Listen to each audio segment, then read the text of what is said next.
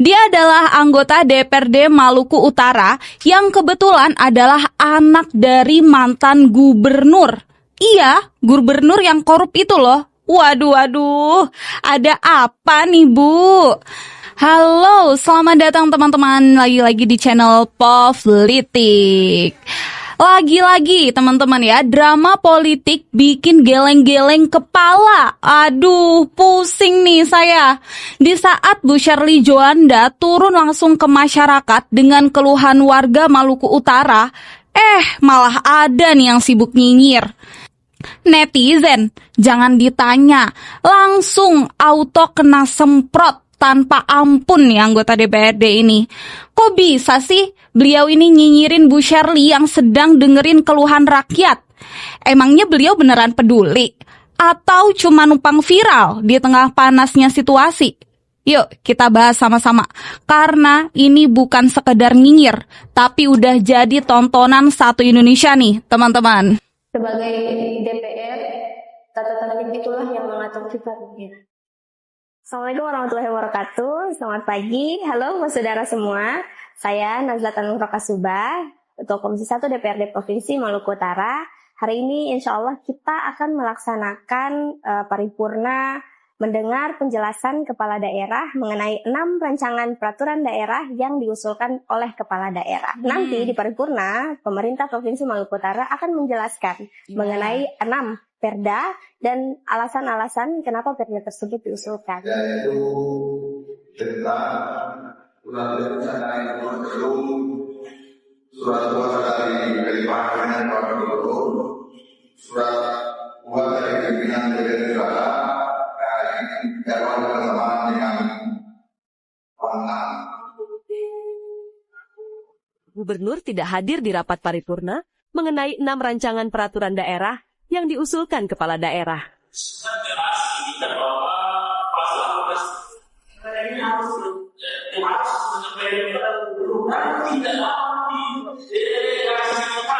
Jadi mohon dijelaskan dulu apa yang disampaikan oleh Pak Dewan dari fraksi Golkar.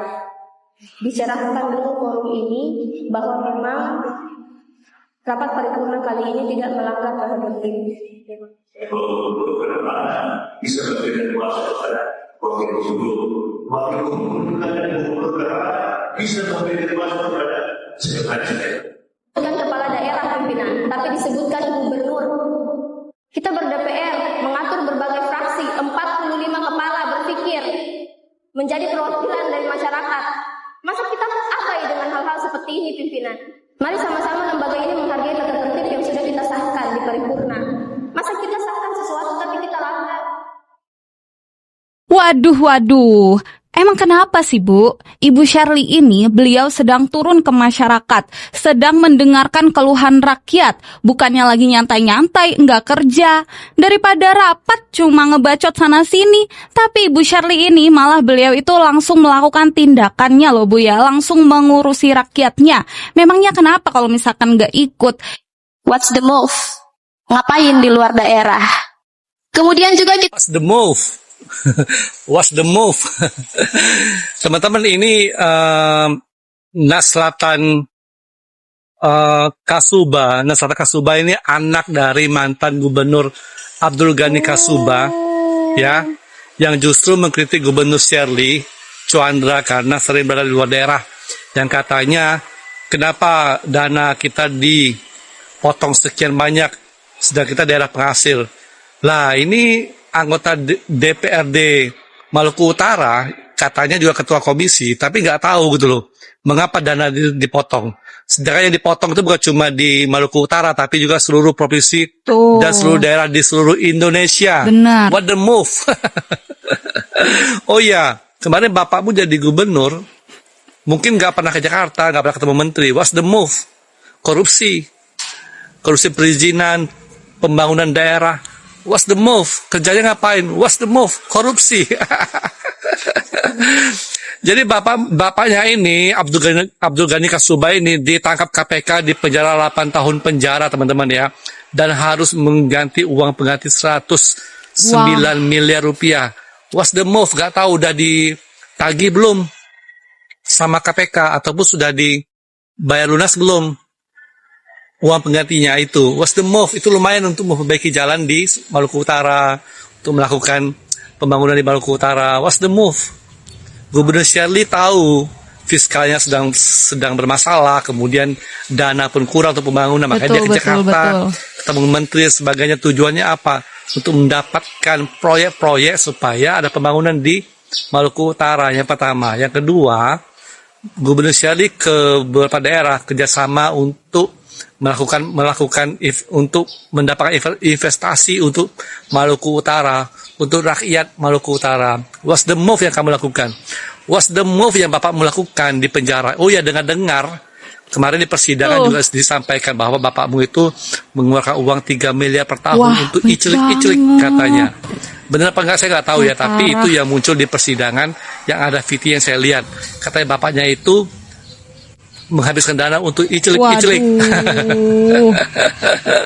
Iclik-iclik, tahu lah ya iclik-iclik ya, gitu ya teman-teman ya.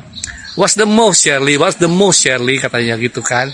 What's the move hasil korupsi bapakmu tuh? What's the move? Gitu loh. Mengkritik boleh, tapi membangun, kasih cara, kasih jalan. Benar. Bukan what's the move, ngapain dia jauh-jauh, ngapain dia pergi, nggak pernah hadir sidang, absen untuk dengan pendapat dengan DPRD. What's the move? Betul. Bapakmu kemarin sebagai 10 tahun menjabat gubernur, what's the move? Pembangunan di Maluku Utara apa aja? Apa yang dilakukan? Malah perbaikan banyak dilakukan oleh Gubernur Shirley. Gubernur Shirley melanjutkan peran bapakmu sebagai gubernur, banyak yang perubahan dilakukan. Dari sekolah gratis dulu nggak ada.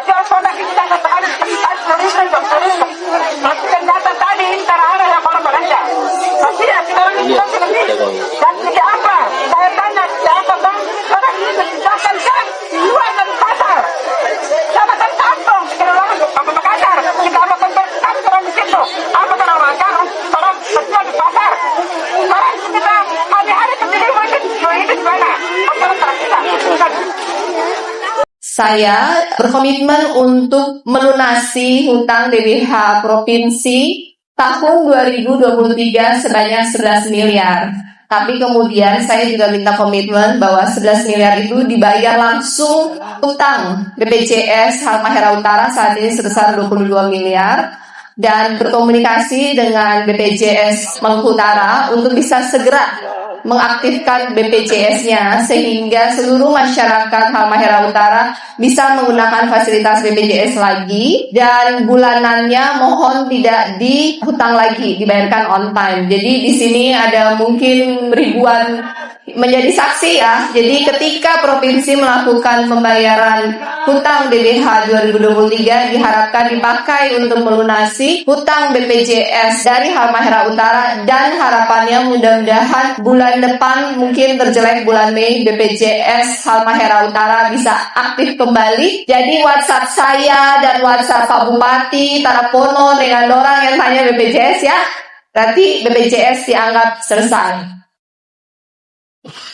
Ya, lah Kak, terima kasih atas kedatangannya. Yang sharing ini saat ini adalah bagaimana penduduk di wilayah Maluku Utara ketika membutuhkan akses layanan kesehatan tidak terkendala karena kartunya nonaktif. Peserta yang sudah mendaftar JKN ini totalnya 1,377 juta. Artinya sudah punya kartu BPJS, tapi BPJS-nya tidak bisa dipakai. Iya. Ada 242 atau sekitar 17% itu sudah terdaftar tapi nonaktif. Betul. Makanya jika ditambah 1.070 dengan 242.000, maka total 1.377.000 warga Maluku Utara atau setara dengan 98,8% semuanya sebenarnya sudah terdaftar. Iya. Berarti bisa dikatakan Maluku Utara udah UHC dong. Betul. Hari ini Maluku Utara sudah UHC. Iya. Hanya bahwa ada 17% dari warganya masih memiliki BPJS yang tidak aktif yang akan kita aktifkan. Betul. Transformasi mutu layanan. Oh, gini. Apa gimana? Transformasi mutu layanan. Oke, gini. Jadi intinya bersama dengan Kedeputian Wilayah 10 tadi berdiskusi, kita mencari solusi Maluku Utara bisa UHC prioritas ya Ibu ya. Jadi pemegang KTP Maluku Utara dimanapun berada di semua rumah sakit yang menerima BPJS ketika memberikan KTP-nya bisa langsung mendapatkan layanan kesehatan gratis tanpa harus menunggu aktif kembali dan pengurusannya karena sudah prioritas. Kita berdiskusi bagaimana caranya menuju ke situ dan sudah ada titik temunya. Mudah-mudahan bisa segera diimplementasi ya Bu ya. Kamu yang non formal bisa 42 juta sampai dengan 200 juta. Yang upah dengan minimal upah 3 juta aja bisa up to 300 juta termasuk beasiswa untuk anak. Saya berdiri di sini memberikan apresiasi, mengucapkan terima kasih kepada semua pihak yang sudah bekerja sama dengan baik. Kita harus berkolaborasi, bergandengan tangan untuk bisa mencapai target kepesertaan BPJS. Ini bukan hanya sekedar angka, tetapi kita membantu masing-masing individu untuk memberikan perlindungan ekonomi ketika sesuatu terjadi kepada diri mereka. Karena ini tentang nyawa. Yang punya harapan, anak-anaknya bisa nanti tetap sekolah, ibu-ibunya bisa tetap kuat berdiri, meskipun kehilangan sandaran utama. Karena kita tidak pernah tahu apa yang terjadi. Kita, pemerintah Provinsi Maluku Utara pun secara intens mendorong lebih jauh mengintegrasikan data pekerja rentan, mendorong anggaran perlindungan tenaga kerja non-formal, dan yang paling penting menjalin kolaborasi lintas sektor, pemerintah daerah, usaha, swasta, BPJS tenaga kerja. Tahun ini kita sudah anggarkan 1 miliar, akan kita tambahkan lagi di APBD perubahan, bekerja sama dengan Pemkat, kemarin sudah berbicara dengan Pak Bupati Halmahera Selatan dan Bupati Halmahera Tengah, setuju menggunakan ADD, membantu membayar tahun pertama kepada petani nelayan, sambil mensosialisasi tahun kedua biarkan mereka belajar bayar sendiri. Dengan mengeluarkan 200.000 setahun, ketika musibah terjadi kecelakaan di tempat kerja maupun tiba-tiba takdir memanggil, itu keterjaminan untuk anak istri atau suami yang ditinggal itu ada. Buat yang non formal bisa 42 juta sampai dengan 200 juta tergantung tahun kepesertaannya. Untuk yang upah dengan minimal upah 3 juta aja bisa up to 300 juta termasuk beasiswa untuk anak. Terima kasih banyak atas nama manajemen BPJS Ketenagakerjaan dan secara pribadi bahkan saya di-tag beberapa masyarakat dari IG Ibu. Akhirnya saya follow Ibu. Banyak yang bertanya, betul dengan 200.000 sekian kita bisa mendapatkan perlindungan sampai ketika terjadi resiko kita kecelakaan, anak kita dapat beasiswa sampai lulus kuliah. Apa betul hanya dengan 16.800 seperti yang disampaikan Ibu Gubernur kami? Bahkan ada yang di luar Provinsi Maluku Utara. Kita mungkin tidak bisa menghindari badai, tapi kita bisa membangun perlindungan agar orang-orang yang kita cintai tetap selamat melewatinya. Terima kasih sekali lagi, apresiasi untuk semangat kolaborasi yang sangat baik antara semua stakeholder yang hadir pada siang hari ini. Jadi BPJS Tenaga ini kita dari Pemprov hanya bantu 1 kali tahun ini saja. Kenapa? Karena nilainya cuma 200.000 1 tahun atau 1 bulan cuma 16.800. Setiap bulan punya tidak 16.800? Punya tidak?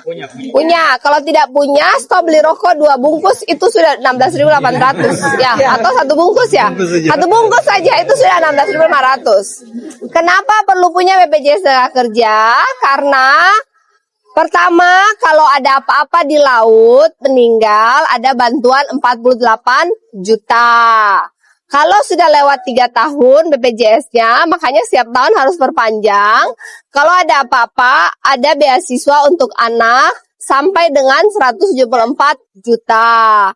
Jadi total dapat, kemarin ada beberapa nelayan tuh dapat sampai 223 juta.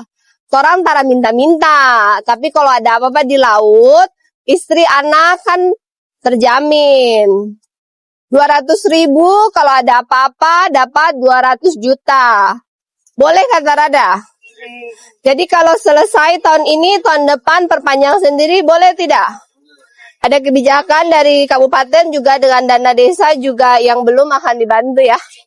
Ini permintaan Pokir ya. Jadi anggota DPRD Provinsi Maluku Utara punya Pokir. Berdasarkan reses turun di Halmahera Selatan, menghasilkan ini, Pak Agil Haji Subur. Ya. Munawir Mandat. Rusman Abdullah. Halo Ternate. Ini pertama kali saya berdiri tanpa tongkat, tanpa kursi roda, di depan 60.000 masyarakat Maluku Utara. Kalian hujan, kalian basah, saya pun basah. Kalian sakit, saya pun sakit. Saya akan berhenti ketika kalian bahagia. Saya mengucapkan terima kasih dari lubuk hati saya yang paling dalam. Terima kasih karena telah berpanas-panas, hujan-hujan, berkumpul di sini, menandakan bahwa kalian setuju akan ada pemimpin baru, seorang calon gubernur perempuan, wanita pertama di Maluku Utara. Setuju? Hampir di setiap titik masyarakat mengeluhkan soal lambatnya pemerataan pembangunan antar wilayah, terutama di desa-desa pesisir dan pedalaman. Banyak program pemerintah yang belum sepenuhnya menyentuh basis kebutuhan real, misalnya bantuan alat pertanian tanpa bibit, atau bantuan nelayan tanpa BBM, yang akhirnya membuat program menjadi simbolis, bukan solutif.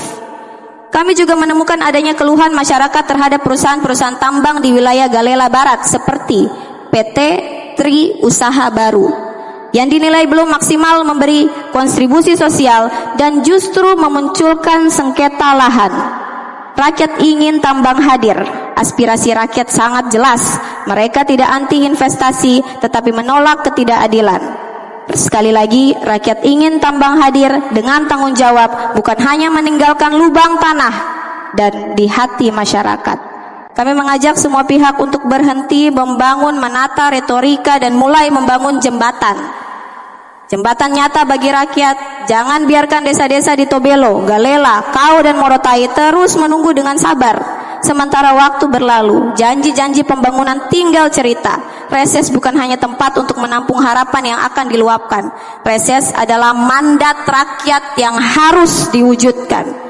Sebagai penutup, kami ingin menyatakan bahwa seluruh aspirasi rakyat kami himpun dalam bentuk kepercayaan rakyat terhadap institusi DPRD yang pemerintah daerah. Kepercayaan ini mahal harganya, dan jika kita mengabaikannya, maka sesungguhnya kita sedang kehilangan legitimasi moral di hadapan rakyat. Selanjutnya saya akan membahas sedikit kepada pemerintah provinsi mengenai gugus tugas reforma agraria. Hal yang dihadapi masyarakat saat ini adalah permasalahan tanah. Dan untuk pengetahuan kita bersama di teman-teman komisi, masyarakat dan pemerintah provinsi, kita bisa melihat informasinya itu di website Bumi ATN BPR. Mungkin masyarakat dan teman-teman komisi di setiap dapil bisa meng-cross-check status tanah di website Bumi ATN BPR. Saya ingin menjelaskan sedikit mengenai gugus tugas reforma agraria karena saya melihat narasi pemerintah provinsi yang tersebar di sosial media. Saya ingin mengatakan bahwa fungsi gugus tugas reforma agraria itu adalah tim koordinasi lintas sektor yang mendapatkan legitimasi, mendapatkan wewenang yang sangat tinggi untuk memaksa pihak-pihak untuk duduk dan membuka data. Gubernur adalah ketua gugus tugas reforma agraria provinsi, di mana gubernur memiliki posisi tertinggi dalam wewenang wilayah. Beliau bisa melakukan pertama, pembentukan kelembagaan. Kedua, mereka bisa melakukan komando dan koordinasi. Dan yang paling penting, Pak Wakil Gubernur, Gubernur bisa menentukan kecepatan penyelesaian konflik pertanahan yang ada di Provinsi Maluku Utara dan berkoordinasi langsung tanpa perlu harus ke Jakarta dan menunggu arahan. Jadi saya ingin mengatakan bahwa saya berharap pemerintah provinsi memahami wewenang yang ada yang dimiliki oleh pemerintah provinsi, sehingga ada inisiasi-inisiasi yang bisa dilakukan secara cepat mengenai konflik pertanahan yang ada yang masyarakat di Maluku Utara hadapi, tidak hanya di dapil saya tapi juga di Halmahera Timur dan beberapa kabupaten kota di provinsi Maluku Utara. Sehingga saya meyakini ketika pemerintah provinsi mampu menginisiasi beberapa langkah, maka koordinasi di pusat pastilah lebih cepat dan pastilah tidak alot. Yang ingin saya tekankan di sini bahwa ingat, kita juga punya wewenang di provinsi, sudah diberikan legitimasi, sudah diberikan posisi, sudah diberikan wewenang, maka ambil inisiasi itu, pilih mana kasus yang bisa diselesaikan dengan cepat. Dan dalam beberapa hal saya ingin menekankan kepada pemerintah provinsi bahwa kita DPRD provinsi dan pemerintah provinsi berjalan bersama.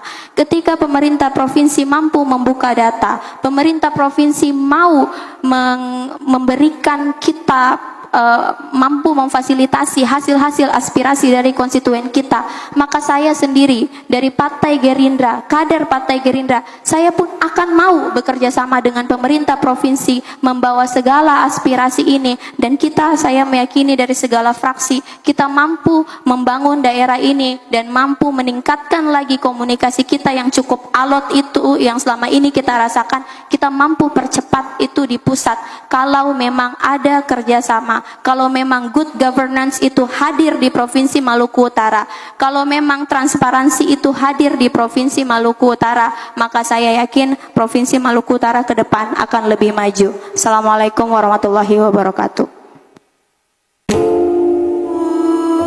Kita semua berbeda-beda, dari partai yang berbeda, pandangan yang berbeda, latar belakang yang berbeda, kepentingan yang berbeda.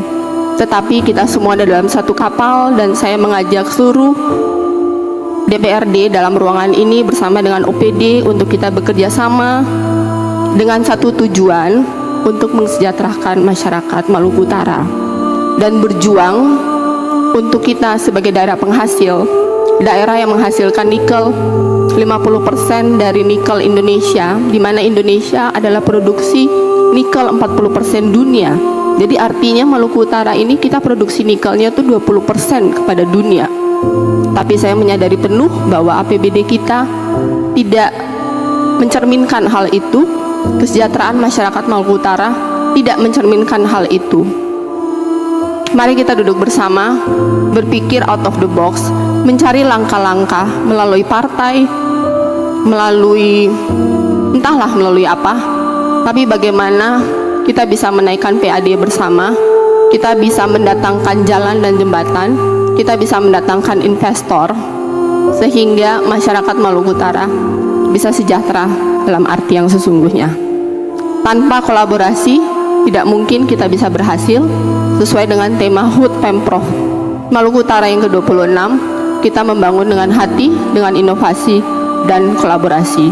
Saya dan Pak Sarbin, kita hanya manusia biasa yang dititipkan amanah 5 tahun oleh masyarakat Maluku Utara. Tanpa kerjasama, kita tidak bisa berhasil. Kita butuh kerjasama, kita butuh super team, sehingga amanah masyarakat Maluku Utara yang dititipkan kepada saya, Pak Sarbin, para ketua, pimpinan, ketua fraksi, dan seluruh anggota yang ada di ruangan ini, kita pergunakan dengan baik. Terima kasih, semoga Tuhan memberkati kita semua. Wassalamualaikum warahmatullahi wabarakatuh. Om Santi, Santi, Santi Om.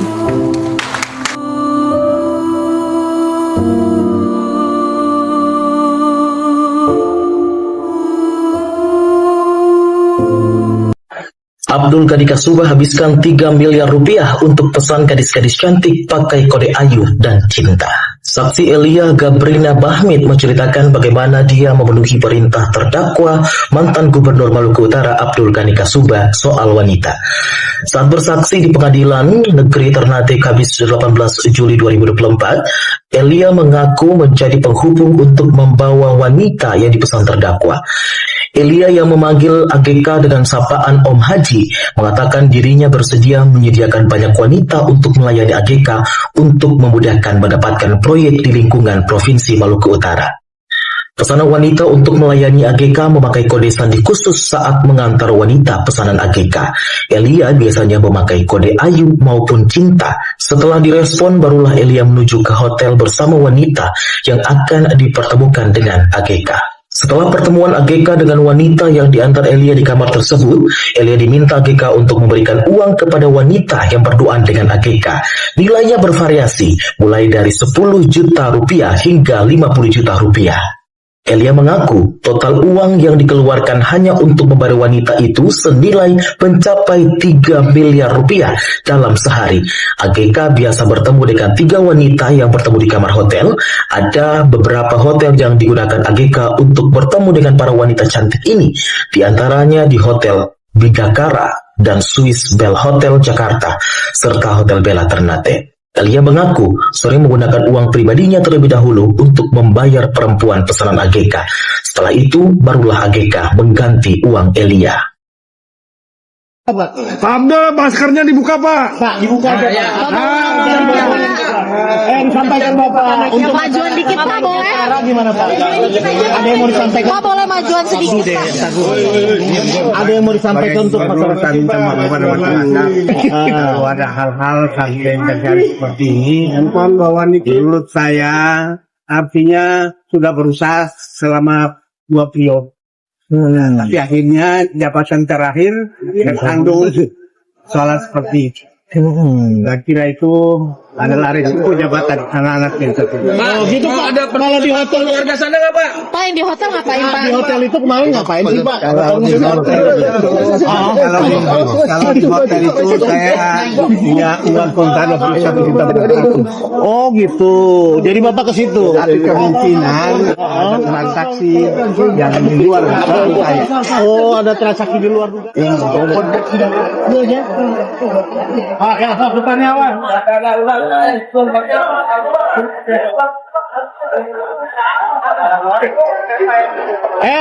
Jalan.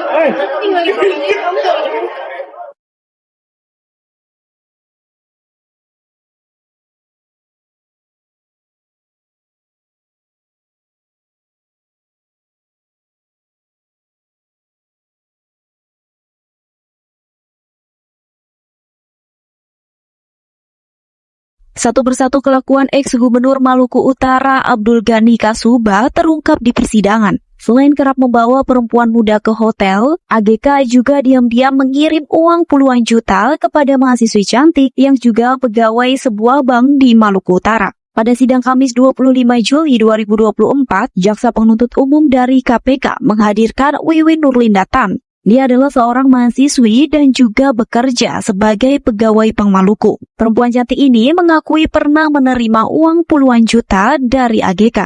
Diketahui Wiwin dikirim uang secara diam-diam sebanyak 7 kali oleh AGK. Nominal yang dikirimkan mulai dari 10 hingga 5 juta rupiah.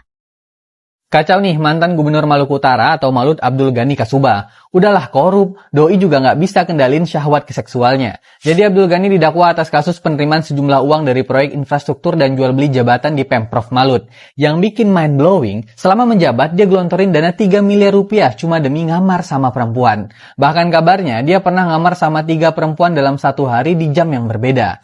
Pernyataan ini disampaikan Elia Gabrina Bahmit, kontraktor sekaligus anggota DPRD Halmahera Selatan. Elia hadir sebagai saksi di lanjutan sidang kasus yang menyeret Abdul Ghani itu di Pengadilan Negeri Ternate pada 18 Juli. Dalam sidang, Elia ngaku yang mencarikan teman kencan Abdul Ghani. Abdul Ghani minta para perempuan itu dibayar pakai duit Elia dan nanti diganti. Tahu berapa budgetnya? 10-50 juta untuk satu perempuan. Semoga pejabat publik model begini dihukum seberat-beratnya. Yuk, lawan pejabat publik yang korup dan bejat. Daftar 3 mahasiswi kedokteran dari 34 wanita cantik yang terima uang dari mantan Gubernur Malut. Majelis Hakim Pengadilan Negeri, PN, Ternate sebelumnya membeberkan sejumlah nama wanita yang diketahui menerima uang dari mantan Gubernur Maluku Utara, Abdul Ghani Kasuba, AGK. Hal itu dibacakan majelis sesuai berita acara pemeriksaan, BAP, dari KPK, dalam sidang kasus dugaan suap AGK. Seorang mahasiswi kedokteran bernama Maria Jessica, adalah salah satu dari deretan nama wanita yang pernah menerima uang dari AGK. Ternyata tidak hanya satu, melainkan ada 3 yang diketahui merupakan mahasiswi kedokteran di Malang, menerima uang dari AGK dalam jumlah fantastis. Hal ini terungkap pada sidang lanjutan yang digelar pada Kamis, 1 Agustus 2024, lalu, dengan hanya menghadirkan terdakwa AGK untuk dimintai keterangan. Setelah Maria Jessica yang diketahui menerima sebesar 1.660 juta rupiah, ada nama Aprilianti Stella alias Haya yang muncul di persidangan, namun diduga telah meninggal dunia. Selain itu, ada juga nama Nasmi yang juga merupakan mahasiswi kedokteran spesialis di Malang, turut menerima uang dari AGK. Diketahui sebelumnya, pegawai bank cantik bernama Wiwin Nurlindatan serta mantan Putri Indonesia perwakilan Maluku Utara, Gusti Chairunya Kusumayuda, juga mengaku pernah menerima uang dari AGK. Hal ini terungkap dari kesaksian wanita yang akrab disapa Runi itu, pada sidang lanjutan kasus korupsi AGK di PN Ternate, Rabu, 31 Juli 2024.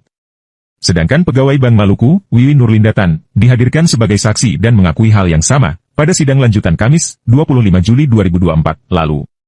Pada sidang yang menghadirkan Elia Gabrina Bahmid sebagai saksi, Kamis, 18 Juli 2024, terungkap bahwa AGK sering menemui beberapa wanita. Terungkap dalam berita acara persidangan, BAP, salah satu dari wanita tersebut berprofesi sebagai pramugari, yang ditemui AGK di pesawat.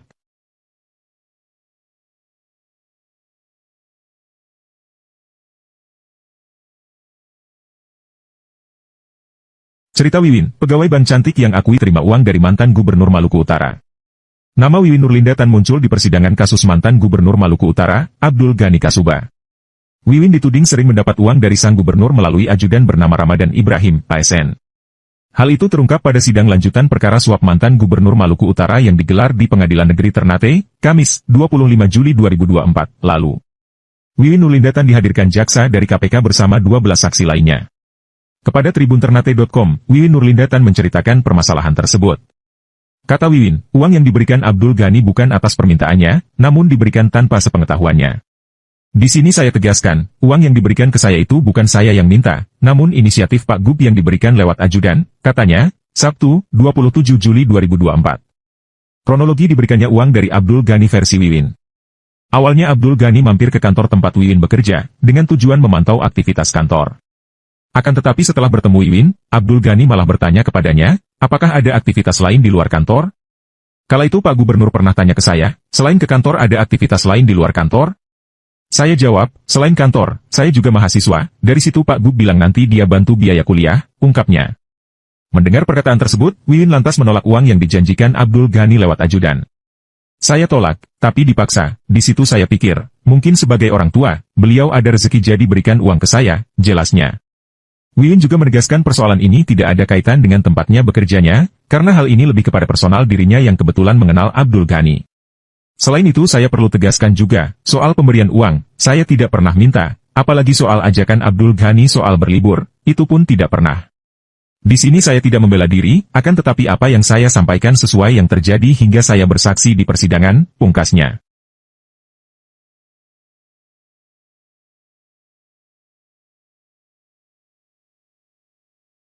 Tarik Kasuba, anak mantan Gubernur Maluku Utara kembali diperiksa KPK. Komisi Pemberantasan Korupsi, KPK, kembali memanggil anak mantan Gubernur Maluku Utara, Abdul Ghani Kasuba, Muhammad Tarik Kasuba. Komisaris PT Fajar Gemilang itu dipanggil sebagai saksi, untuk kasus dugaan suap dan tindak pidana pencucian uang, TPPU, sang ayah.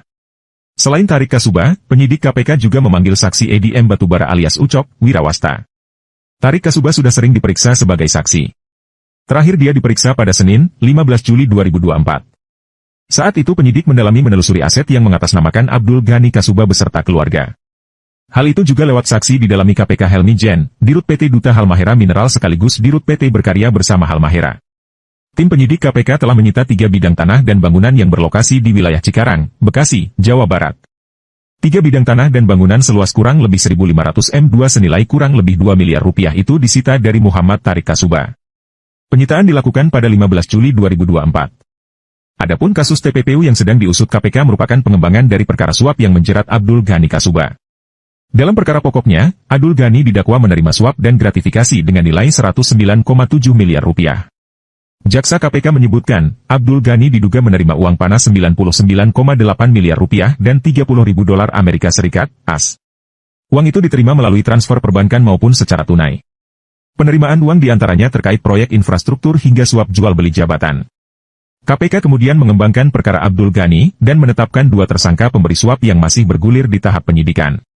Mereka yaitu mantan Ketua DPD Gerindra Maluku Utara, Muhaimin Syarif dan Kepala Dinas Pendidikan dan Kebudayaan Maluku Utara, Imran Jakub.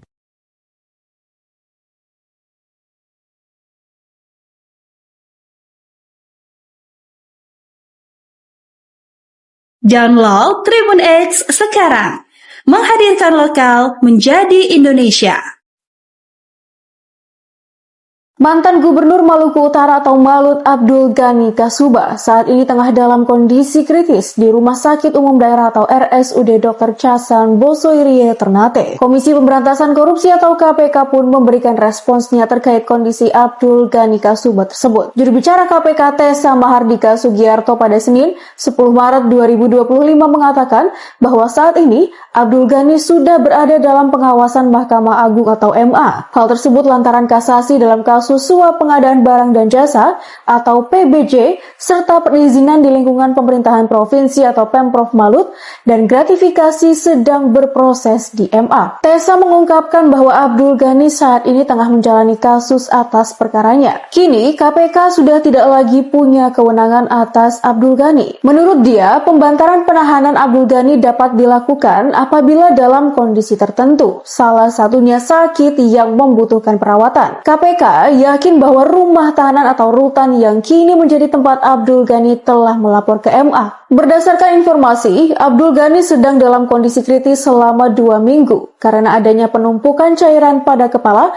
hingga akhirnya menekan saraf otak. Diketahui Abdul Ghani Kasuba telah divonis 8 tahun penjara dan denda 300 juta rupiah, subsidiar 6 bulan kurungan dalam kasus suap dan gratifikasi di lingkungan Pemprov Malut. Abdul Ghani juga dihukum membayar uang pengganti sejumlah 109,05 miliar rupiah atau 90.000 US dollar. Abdul Ghani telah terbukti secara sah dan meyakinkan menurut hukum bersalah melakukan tindak pidana korupsi yang diancam pidana dalam pasal 12 huruf A, junto pasal 18 Undang-Undang tentang Pemberantasan Tindak Pidana Korupsi. Lalu, pasal 12B junto pasal 18 Undang-Undang tentang Pemberantasan Tindak Pidana Korupsi, junto pasal 65 ayat 1 KUHP. Vonis terhadap Abdul Ghani lebih rendah dari tuntutan jaksa penuntut umum atau JPU KPK yang meminta agar majelis hakim menjatuhkan hukuman selama 9 tahun 6 bulan dan denda sebesar 300 juta rupiah, subsidiar pidana kurungan pengganti selama 6 bulan.